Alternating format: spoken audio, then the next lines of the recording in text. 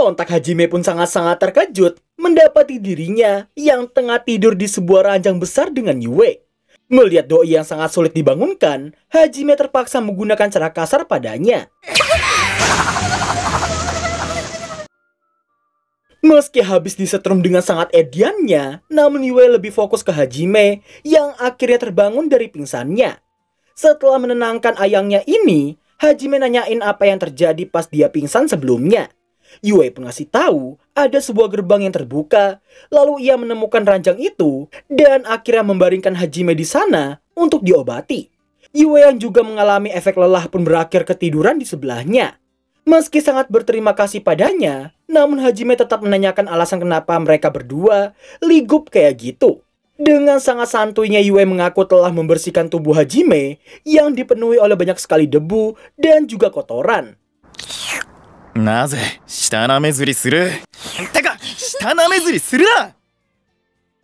Keduanya lalu menemukan cukup banyak pakaian untuk dipakai. Dan karena gak ada baju cewek ataupun baju ukuran kecil, Yue terlihat memakai kemeja gemes dan menggoda. Singkat waktu setelah menyusuri area sekitar, tibalah mereka di sebuah mansion yang cukup besar. Yue yang sempat berkeliling di dalam ngasih tahu ke Hajime bahwa ada banyak sekali pintu yang disegel di sana. Mendengar hal itu, Hajime meminta Yue untuk tetap waspada terhadap sekitar mereka. Setibanya di dalam, nampaklah sebuah pemandian yang ingin digunakan Hajime sehabis penyusuran nanti.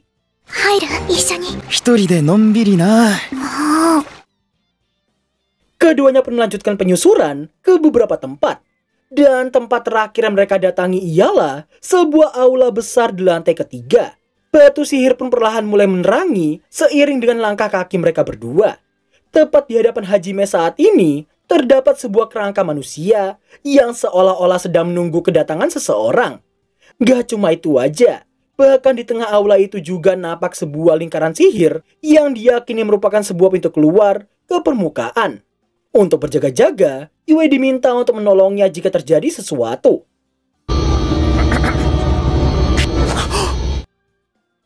Setelah banyak sekali memori yang masuk ke dalam pikirannya, roh pemilik kerangka terlihat menampakkan wujudnya. Hajime yang awalnya bersiaga langsung kembali tenang pas menyadari roh itu tidak menunjukkan niat membunuh atau sejenisnya. Oscar Orux, この迷宮を作ったものだ。残念ながら、君の質問には答えられない。これはただの記録映像のようなものでね。反逆者といえばわかるかな。世界の真実を知る者として我々が何のために戦ったのか、メッセージを残したくてね。Scene berpindah ke rombongan Amanogawa yang akan tiba di lantai 65, tempat di mana mereka kehilangan Hajime sebelumnya. Setibanya di sana, mereka semua dibuat sangat-sangat terkejut begitu sebuah lingkaran sihir memunculkan kembali sosok Behemoth yang merupakan mimpi buruk bagi mereka semua.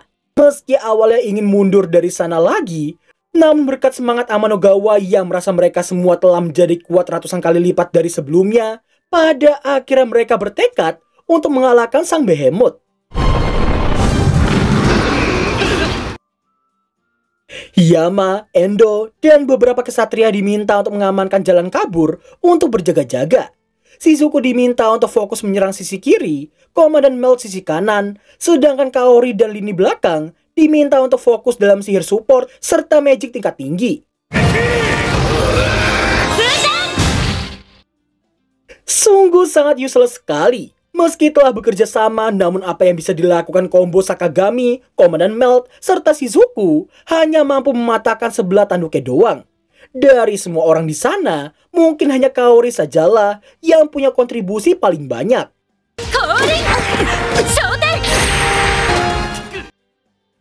Bayangin loh, udahlah ngasih magic support, Kaori juga bertugas untuk ngasih heal ke partinya itu. Sementara itu, Endo dan para kesatria masih bisa bertahan, tapi tidak untuk Hiyama yang saking gak gunanya nih ya. Kalau dia terjun sekalipun, gua yakin gak ada yang sadar. Gak lama kemudian, Behemoth yang merasa kesulitan langsung melompat untuk menyerang Kaori dan lini belakangnya. Untungnya aja, berkat combo Suzu, Kaori, dan juga Eri, mereka mampu melakukan epic comeback pada sang Behemoth. Hingga pada akhirnya...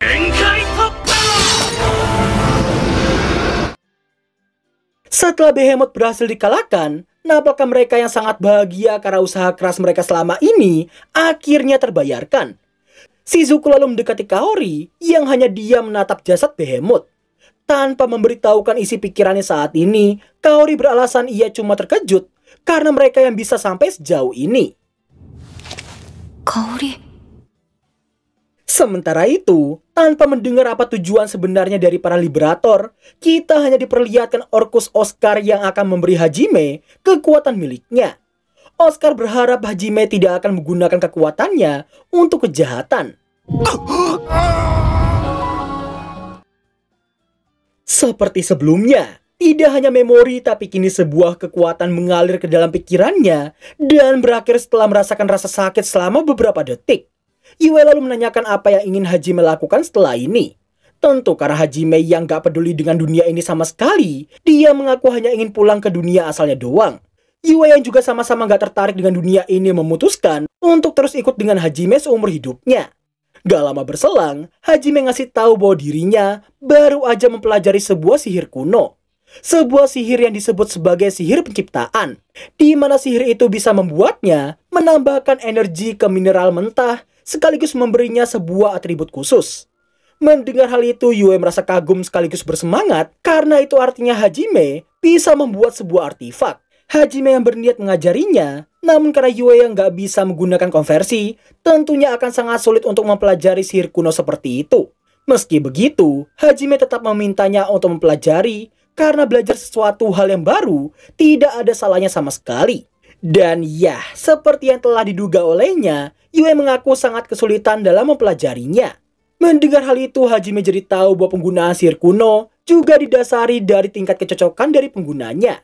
Mengesampingkan soal sihir kuno, berhubung mansion itu telah menjadi milik mereka, Hajime dan Yue memutuskan untuk menguburkan kerangka Orcus Oscar dengan layak.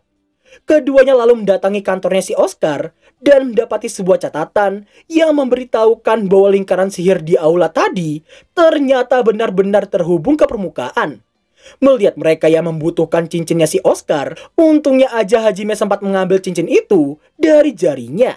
Ia juga menyadari bahwa cincin tersebut juga bisa digunakan untuk membuka beberapa ruangan. Gak lama kemudian, Yue datang membawakan sebuah buku yang berisikan informasi yang sangat-sangat penting, di mana ternyata Hajime bisa mendapatkan berbagai macam sihir kuno jika dia bisa menaklukkan labirin besar lainnya. Yue merasa mungkin aja ada sihir kuno yang bisa memulangkan Hajime ke dunia asalnya.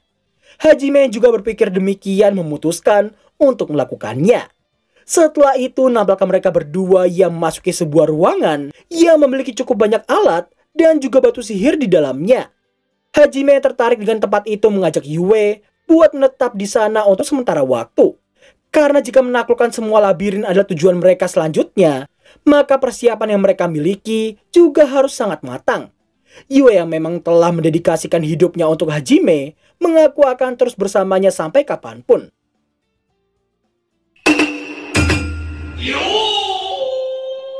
Nah, di malam harinya, sudah saatnya kita menyaksikan sebuah scene yang akan mengancam video ini. Karena tepat ketika si Hajime tengah berendam, si vampir loli M3 Soem ini juga ikutan berendam tanpa menutupi tubuhnya sama sekali.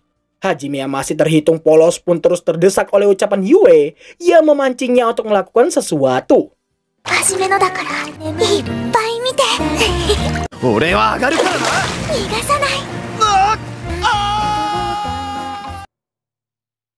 Singkat waktu, nampaknya Hajime yang membuat cukup banyak artifak. Mulai dari tangan pengganti, beberapa senjata yang udah jelas pasti sangat-sangat overpower, sebuah motor dan mobil hammer, hingga mata palsu yang terbuat dari batu sihir.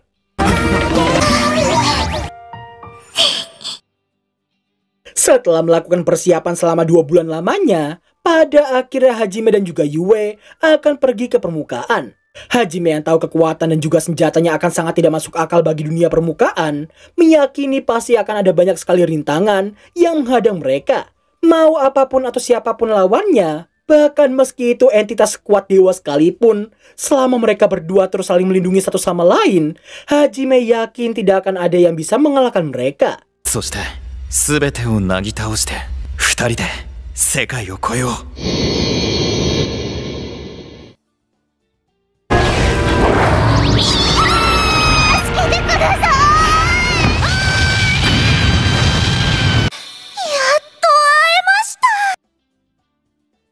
Baru aja keluar dari labirin, momen romantis Hajime dan Yue usai mengalami banyak sekali kesulitan, langsung diruntuhkan oleh seekor demi-human kelinci off-road yang entah bagaimana seperti udah mengetahui mereka berdua akan tiba di tempat itu.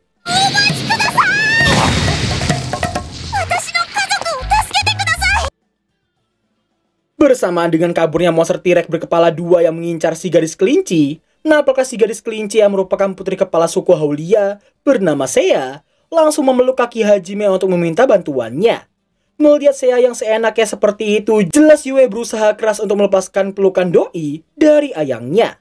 Mau berapa kali pun Seiya memohon supaya Hajime mau menyelamatkan keluarganya, namun Hajime tetap menolaknya karena bahkan mereka aja nggak kenal Seiya sama sekali.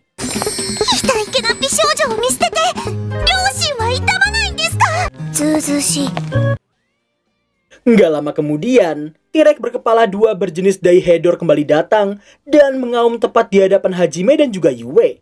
Saya yang belum tahu seberapa kuatnya kedua sosok di hadapannya ini berusaha keras untuk menarik mereka berdua kabur dari sana. Hingga sesaat kemudian,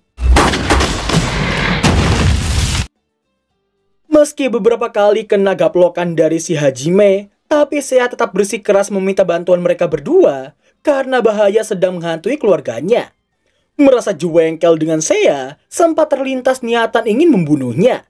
Namun untungnya, rasa manusiawi dalam diri Hajime masih ada, sehingga dia dibiarkan untuk menjelaskan situasinya terlebih dahulu.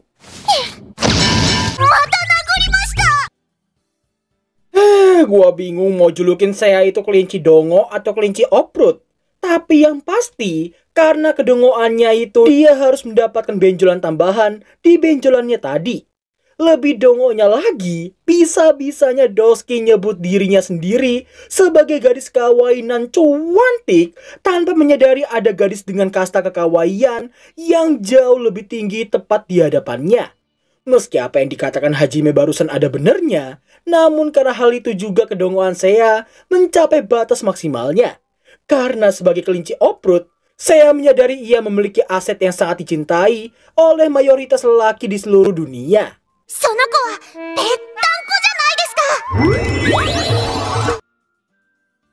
Selepas ngeflexing dua melon berukuran F atau G, Seiya mengira Hajime memalingkan wajahnya karena sedang menahan hawa nafsunya.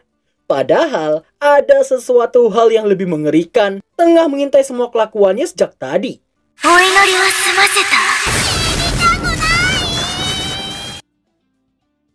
Setelah itu, Seiya menjelaskan tentang keanehannya yang bisa manipulasi mana tidak seperti demi-human lainnya.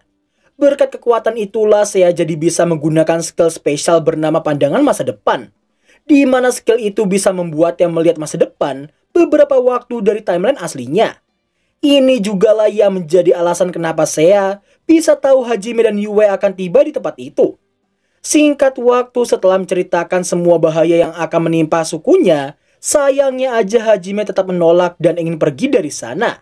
Seiya terus mencoba membujuk Hajime dengan meyakinkan bahwa dalam pandangan masa depannya, Hajime dan Yue dipastikan akan menolong mereka dari mara bahaya. Bahkan di saat Seiya yang tahu tujuan mereka berdua ialah pohon agung di lautan pohon Halsina dan berniat menjadi pemandu mereka karena hutan di sana terkenal akan kabut yang sangat menyesatkan, Hajime tetap menolak tanpa rasa kasihan sama sekali. Beda halnya dengan si Ayang, Yue yang kasihan mencoba membujuknya, tahu akan lebih mudah menyusuri sebuah tempat jika mereka memiliki seorang pemandu. Scene berpindah memperlihatkan rasa Haulia yang sedang bersembunyi dari para monster buas. Namun tomlolnya di sini, bisa-bisanya seekor bocil Haulia datang tanpa melihat situasi sama sekali. Mak, lihat mak, aku nemu buah mak. Untungnya aja, bocil dongo barusan berhasil diselamatkan oleh Hajime tepat waktu. Dari kejauhan, apakah Seiya yang berteriak memanggil sang ayah, sembari terus jadi beban ketika Hajime ingin menembaki para monster. Saking jengkelnya, Hajime meminta Seiya untuk melakukan sebuah tugas, yaitu jadi umpan hidup, biar dia bisa lebih mudah menembaki semua monster di atas sana. Sampai akhirnya...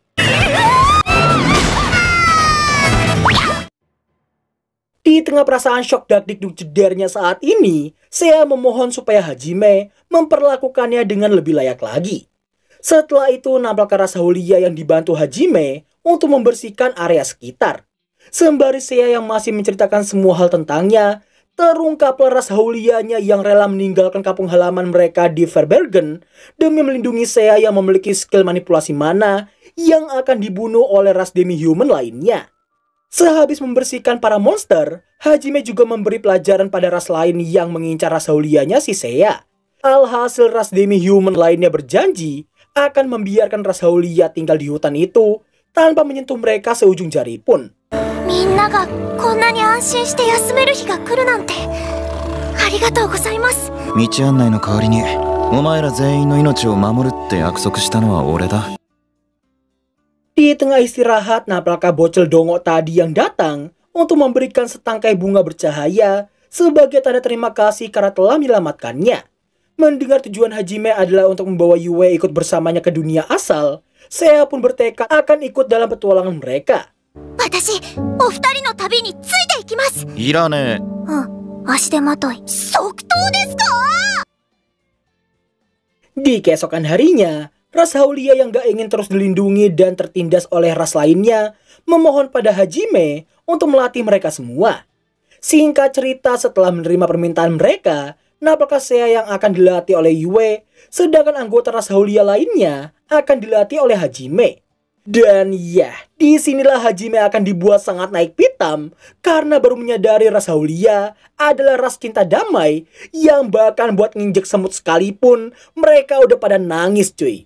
Saking emosinya nih ya, Hajime mengancam akan bunuh siapapun yang tidak membunuh atau membawa seekor monster ke hadapannya. Di lain sisi, pelatihan Seiya yang tadinya nggak ada kemajuan sama sekali, secara singkat mulai mengalami kenaikan yang sangat-sangat signifikan. Tidak hanya mulai menggunakan taktik, tapi Seiya juga bisa memaksimalkan skill penguatan tubuh dalam waktu yang sangat-sangat singkat.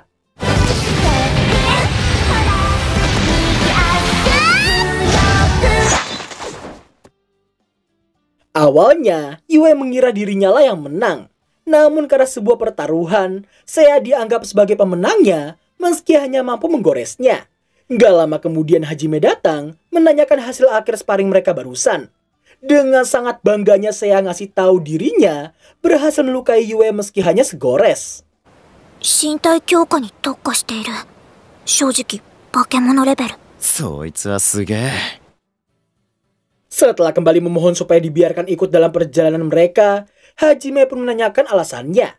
Dan ya, berhubung anime ini bertemakan harem, tentu alasan Seiya yang mau ikut gak lain karena dirinya sangat-sangat menyukai Hajime.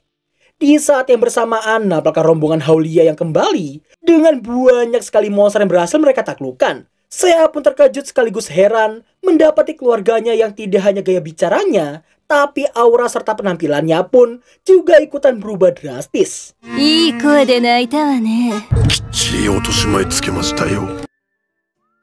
Langsung jadi psikopat gitu bejir, sungguh edian sekali. Setelahnya nampaknya Hajime dan Yue yang berhasil tiba di pohon agung dengan Ras Haulia sebagai pemandu mereka. Diketahuilah pohon raksasa ini telah ada di sana sejak berabad-abad yang lalu. Tepat di depannya terdapat sebuah batu besar yang seharusnya merupakan pintu masuk ke labirin tersebut. Namun sayangnya, dari penjelasan yang mengatakan pemilik 4 simbol, kekuatan regenerasi, dan suar ikatan, bisa ditarik kesimpulan 4 simbol berarti peninggalan dari labirin lainnya. Suar ikatan mungkin aja bantuan ras demi-human sebagai pemandu. Sedangkan untuk kekuatan regenerasi, Yue yang merupakan ras vampir nampaknya bukanlah jawaban yang benar. Yue menduga mereka harus menyelesaikan 4 labirin lainnya dulu sebelum bisa memasuki labirin pohon agung tersebut. Meski akan sangat merepotkan, namun jelas Hajime gak punya pilihan lain selain melakukannya. Nah, awalnya Ras Haulia pengen ikut karena ingin membalas budi pada Hajime.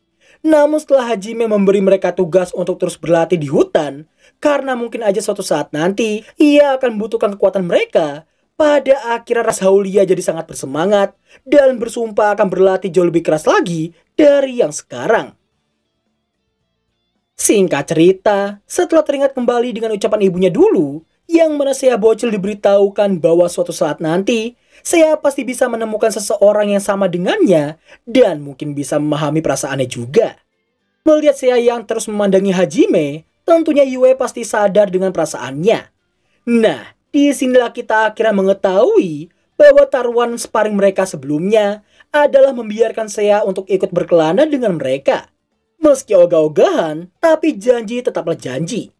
約束は守る。 Keesokan harinya nampaklah Yue yang terpaksa membujuk Hajime untuk membiarkan saya ikut dengan mereka. Mendengar hal itu, Hajime jadi tahu isi taruhan mereka sebelumnya. Meski Hajime telah menekankan ia tak akan menjawab perasaannya sama sekali, namun saya yakin pikirannya pasti akan berubah.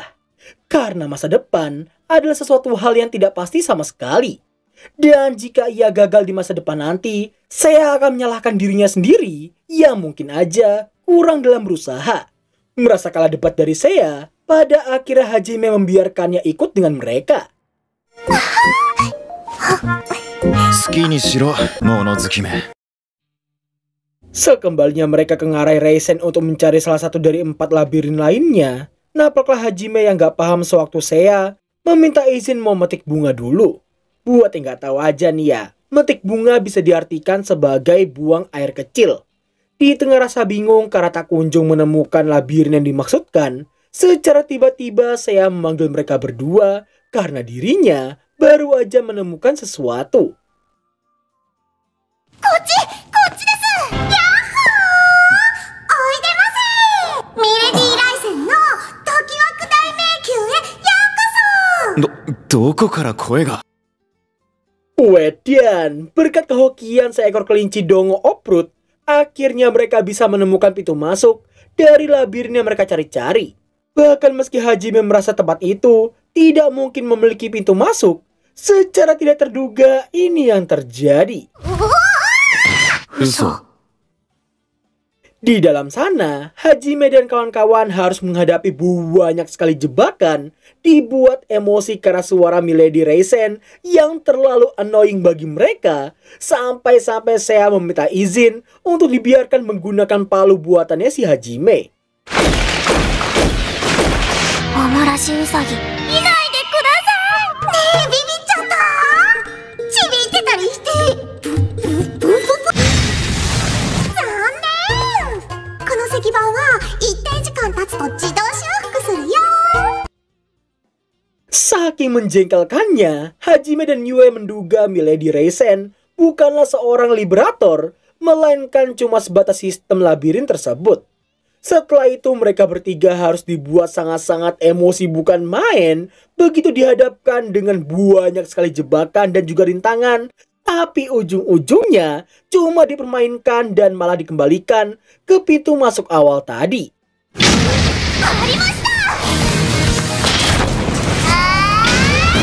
えねえ、今どんな気持ち？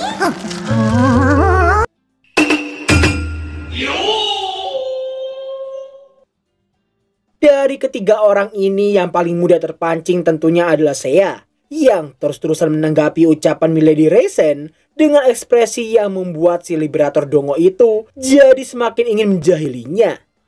Scene berpindah ke kerajaan Hilek. Biar gak boring ngelihat perkumpulan NPC ini, simpelnya gadis bernama Sonobe Yuka ini berniat ikut dengan Bu Aiko yang katanya akan mengikuti sebuah ekspedisi ke suatu tempat. Meski beberapa temannya mencoba mencegahnya dengan mengingatkannya tentang kematian Hajime sebelumnya, akan tetapi Yuka merasa meski Hajime sangatlah lemah dan berakhir dengan naas, namun fakta mereka telah diselamatkan olehnya tidak bisa dipungkiri sama sekali. Alhasil, meski Yuka merasa mustahil untuk ikut dalam penyusuran labirin lagi, paling tidak dia bisa melindungi Bu Aiko ketimbang cuma diem doang. せめて愛ちゃんの護衛ぐらいはしてみせる。 Kembali ke party Hajime yang baru bisa lolos setelah terus dikerjai oleh Milady Reisen tanpa henti. Melihat lusinan golem kesatria di ruangan itu, jelas saja Hajime jadi memiliki sebuah firasat buruk. Begitu pula dengan Yue dan juga saya yang menduga sebentar lagi pasti semua golem itu akan aktif untuk menyerang mereka bertiga. Saya yang terlihat ketakutan pun ditenangkan oleh Hajime karena kekuatan Seiya sendiri telah diakui olehnya. Bahkan Yue berjanji akan melindunginya jika terjadi sesuatu. Tentu berkat ucapan mereka berdua, Seiya jadi sangat-sangat bersemangat untuk mengalahkan sang Milady Reisen.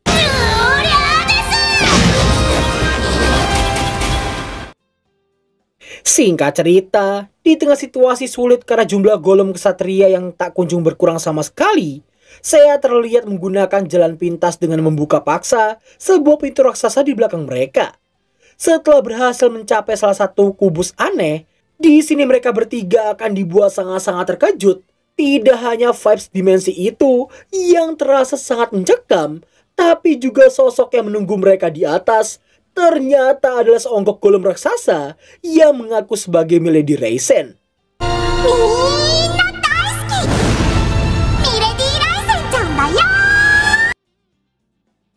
Berdasarkan catatan Oscar, seharusnya Milady Reisen sudah lama meninggal. Hal tersebut jelas membuat Hajime menanyakan siapakah si palsu di hadapan mereka saat ini. Mau bagaimanapun, Milady adalah Milady. Namun karena jengkel dengan keangkuhan Hajime, Milady justru menekan dan memperingati untuk menjawab pertanyaannya dulu jika dia ingin sebuah jawaban seputar sihir kuno. Apa tujuannya dan kenapa dia ingin mendapatkannya? Itulah pertanyaan sederhana yang harus dijawab oleh Hajime. Hajime pun memberitahukan bahwa dirinya hanya ingin kembali ke dunia asalnya doang. Dia hanya ingin tahu apakah sihir kuno perpindahan antar dua dunia itu benar-benar ada. Dan jika pun ada, di manakah ia bisa mendapatkannya? Dari arah ucapan Milady Reisen, bisa jadi sihir itu beneran ada, tapi sayangnya dia ogah untuk memberitahukannya.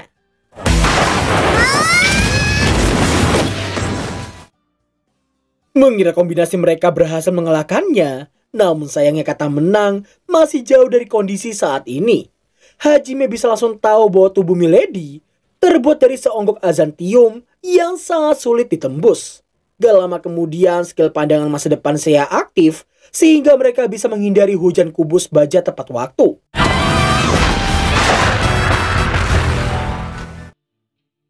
Meski terasa sangat kejam, namun Milady Reisen yang sebenarnya punya niat baik dengan menguji ketangkasan mereka yang dirasa mustahil bisa mengalahkan seseorang yang dijuluki olehnya sebagai orang BGSD. Namun seketika itu dia langsung dibuat sangat-sangat terkejut mendapati Hajime yang ternyata masih hidup. Di saat fokus Milady Reisen yang teralihkan, situasi itu langsung dimanfaatkan untuk mengepik comeback keadaan mereka saat ini. Mengira kombinasi mereka akan sangat sia-sia, namun tentu meremehkan party Hajime adalah sesuatu hal yang sangat-sangat konyol bagi kita semua. Hingga pada akhirnya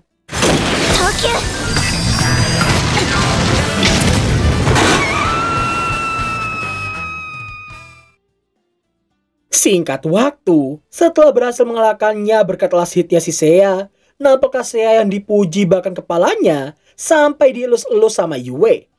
Gak lama kemudian Milady bangun dan mengaku dia hanya menggunakan sisa kekuatannya untuk berbicara sebentar dengan mereka.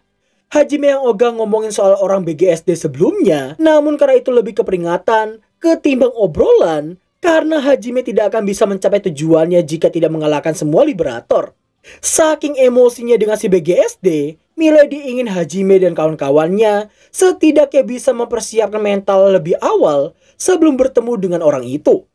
Sontak Hajime pun sangat kesal karena ucapannya barusan, seolah-olah mereka dipastikan 100% akan melawan orang BGSD itu.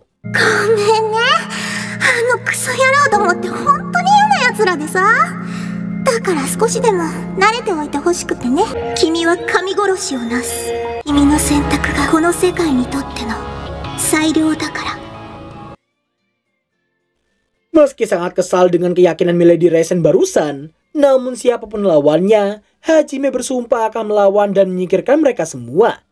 Dan setelah ratusan tahun lamanya jadi seorang penunggu labirin, pada akhirnya Milady Reisen bisa pergi dengan tenang ke alam sana. Dulu gua mikirnya kayak gitu coy. Namun setelah perpisahan yang cukup mengharukan, lagi-lagi Hajime dan kawan-kawannya harus dibuat sangat-sangat emosi bukan main. Karena kejahilan seorang Milady Reisen, sang liberator dongo ini sungguh di luar naila. Yahoo!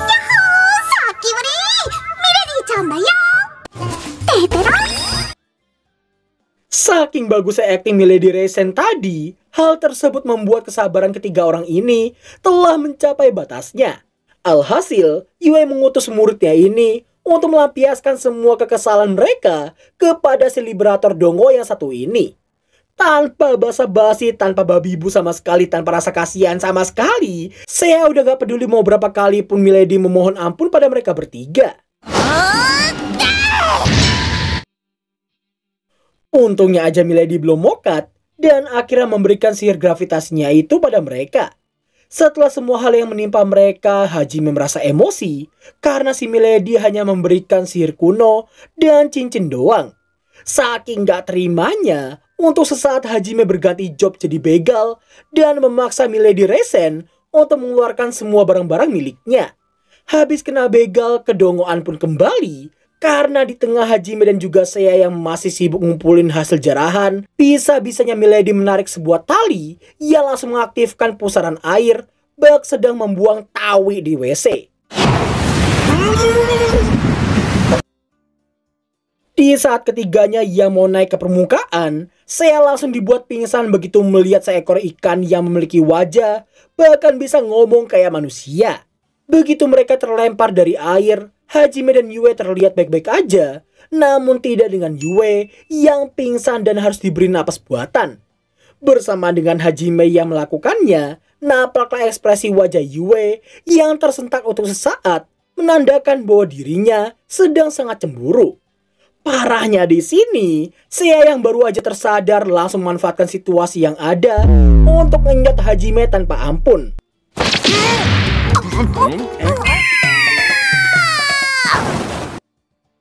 Setibanya di penginapan, kedongoan masih terus berlanjut dengan saya dan juga Yue yang bertengkar ingin tidur dengan Hajime. Pertengkaran mereka berujung dengan banyak sekali ucapan mantap-mantap hingga membuat situasi jadi sangat hening. Bahkan si bocil resepsionis sampai dibuat terengah-engah karena mungkin aja dia belum siap mendengar hal-hal kayak gitu.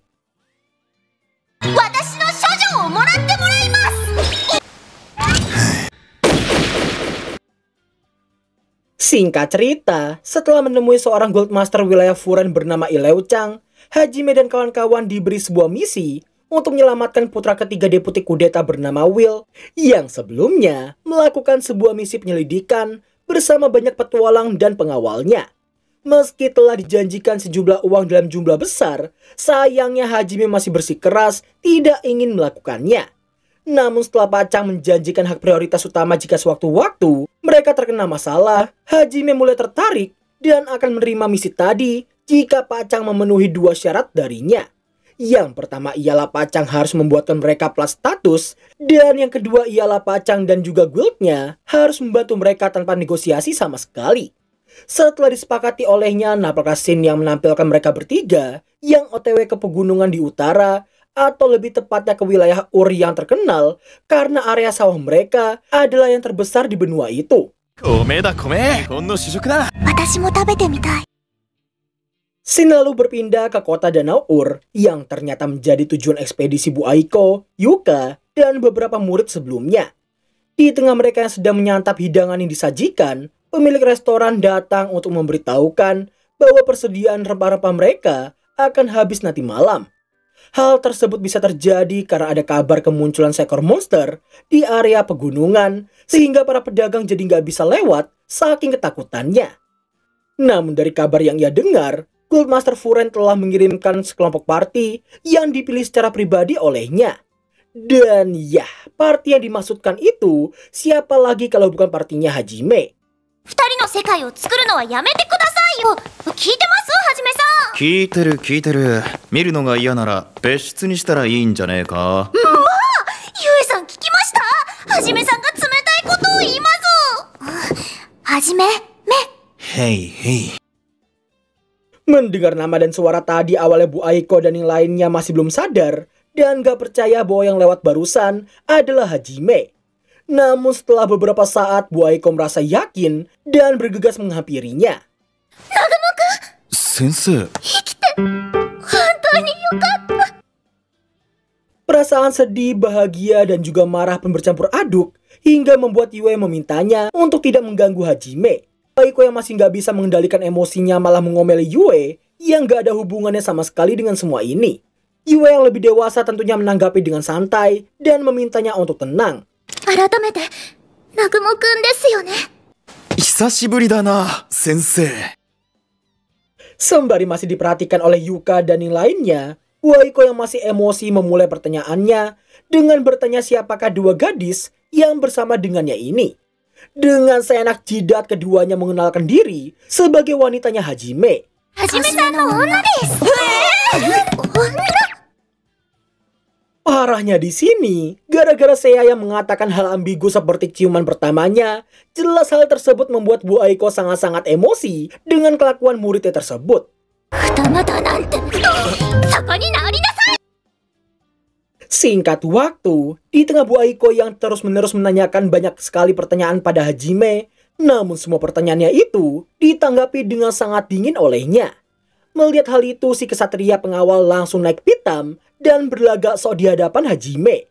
Bahkan dengan sangat beraninya dia sampai menghina Seiya dengan menyebutnya sebagai binatang buas, makhluk kotor, dan parahnya menyuruh mereka semua untuk memotong telinganya biar kelihatan jadi kayak manusia.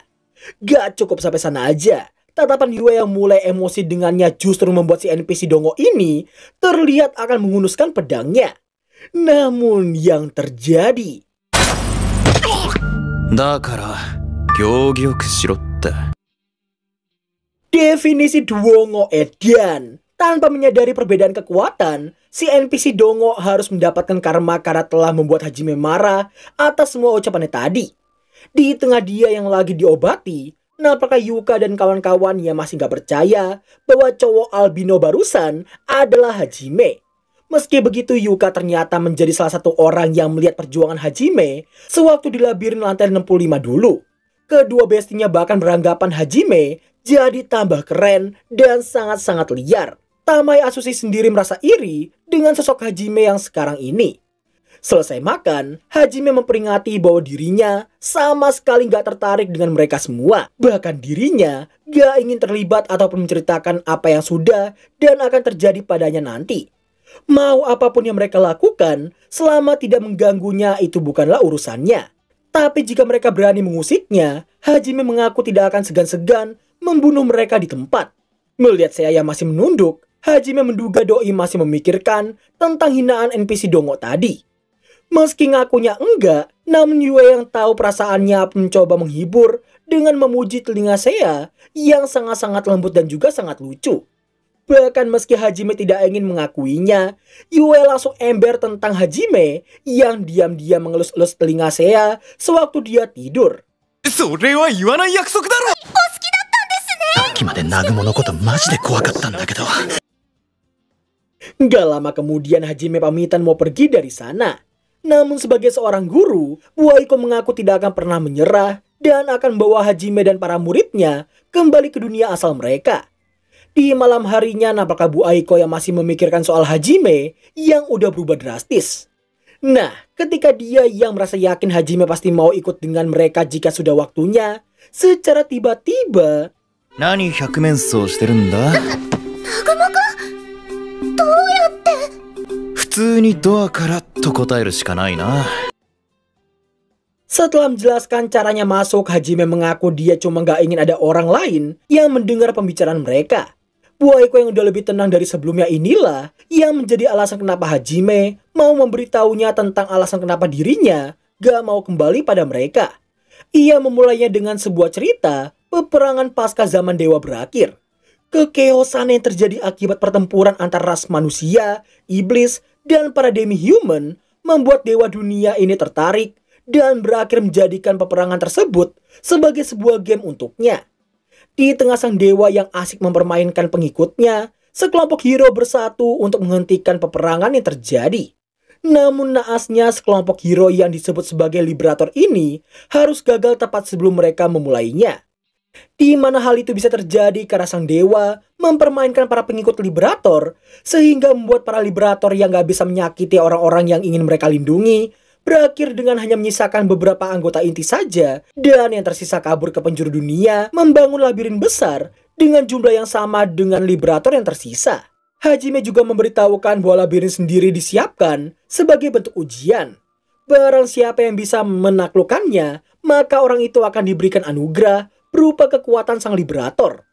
Mereka berharap suatu saat nanti akan muncul seseorang yang bisa menghentikan sang dewa, yang menjadi dalang dari semua penderitaan. Dan itulah semua hal yang dipelajarinya dari dasar jurang labirin besar Orcus. Setelah menceritakan semua itu, Hajime yang mau pergi dari sana diberitahu Bu Aiko soal Kaori. Mendengar Kaori yang masih gak percaya dengan kematian Hajime dan bertekad tidak akan percaya sampai ia melihat jasadnya secara langsung, sontak saja Hajime langsung minta Bu Aiko untuk menyampaikan sebuah pesan padanya, yaitu yang harus dikhawatirkan olehnya bukan hanya sekedar monster di labirin, tapi juga rekannya sendiri. Mendengar hal itu, Bu Aiko pun terkejut dan diperjelas bahwa alasan dia bisa terjatuh bukan karena kecelakaan seperti mantra sihir yang lepas kendali atau sejenisnya, melainkan ada seseorang yang memang sengaja melakukannya dengan niatan ingin membunuhnya. あれは俺を狙って誘導されたマダンだった。そんな。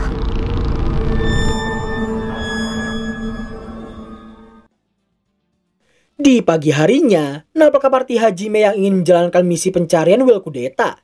Namun gak lama kemudian mereka mendapati Bu Aiko dan rombongannya yang mengaku ingin bantu Hajime dalam misinya.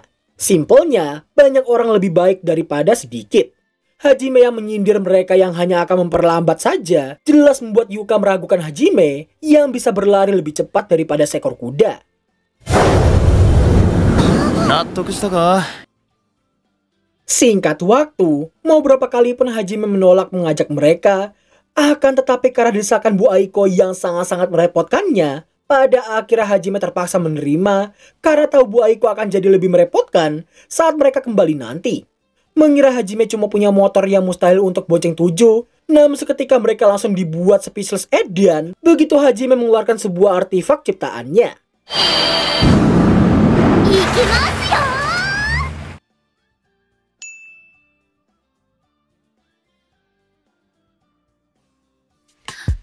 Tut, tut, tut.